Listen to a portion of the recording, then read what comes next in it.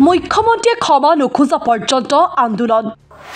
মহিলাৰ প্ৰতি কৰা অপমানসূচক বক্তব্য উঠাই লওক মুখ্যমন্ত্ৰীয়ে মুখ্যমন্ত্ৰীৰ প্ৰতিকৃতি দ্ৰাস কৰি প্ৰতিবাদ মহিলা কংগ্ৰেছৰ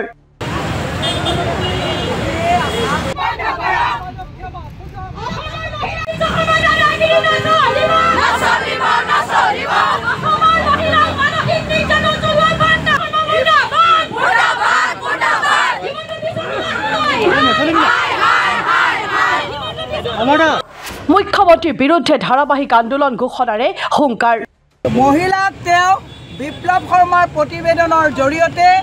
যে চাকৰি লওক সতীত্ব বন্ধকত দিয়াৰ কথা কৈ যিটো অসমৰ মহিলাক তেওঁ যিটো অসন্মান কৰিছে আমি অসম প্ৰদেশ মহিলা কংগ্ৰেছেই নহয় মই কৈছোঁ যিসকল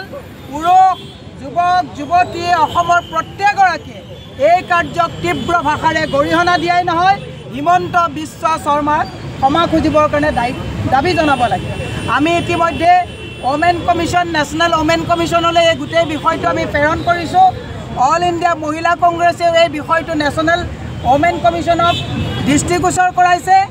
সোমবাৰে এক জনসভাত কংগ্ৰেছক সমালোচনা কৰিবলৈ গৈ আপত্তিজনক মন্তব্য কৰিছিল মুখ্যমন্ত্ৰীয়ে কৈছিল শাসন কালত অকল টকা নহয় সেই ৰিপৰ্টত লিখা আছে ছোৱালীয়ে আৰু কিবা কিবি কৰিব লাগিছিল কব মই নোৱাৰো মুখ খুলিব মই নোৱাৰো লিখা আছে মুখ্যমন্ত্ৰীৰ বক্তব্যৰ বিৰুদ্ধে ইতিমধ্যে গৰজি উঠিছে কংগ্ৰেছ বুধবাৰে ৰাজীৱ ভৱনত মুখ্যমন্ত্ৰীৰ বক্তব্যক লৈ প্ৰতিবাদ সাব্যস্ত মহিলা কংগ্ৰেছৰ কথাটো ভুৱা প্ৰমাণিত হ'ল সেই কথাটো প্ৰমাণ দিব নোৱাৰিলে SIT বহুৱাৰ কথা ক'লে এতিয়া ডুপ্লিকেট ফটোশ্বপত ফটো বনাই ৰক্ষা পোৱা নাই সেই ইছ্যুটো তল পেলাবৰ কাৰণে মহিলাসকলে অসৎ উপায়েৰে চাকৰি লৈছে বুলি কৈছে মই কৈছোঁ 2001 চনৰ পৰা 15 চনলৈকে কংগ্ৰেছৰ চৰকাৰৰ দিনত তেওঁ এজন প্ৰভাৱশালী মন্ত্ৰী আছিলে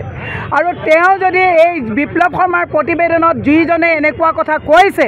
মই কৈছোঁ যে মুখ্যমন্ত্ৰীৰ বিৰুদ্ধে আৰু যিজনে প্ৰতিবেদনত এই সাক্ষী দিছে তেওঁৰ বিৰুদ্ধে আমি ওমেন কমিশ্যন নেশ্যনেল ওমেন কমিশ্যনত ইতিমধ্যে আমি প্ৰতিবেদন দাখিল কৰিছোঁ তেওঁলোকে এটা এনকুৱাৰী লৈ তেওঁলোকৰ তদন্ত কৰি CBIত এই গোটেই গোচৰটো তদন্ত হ'ব লাগে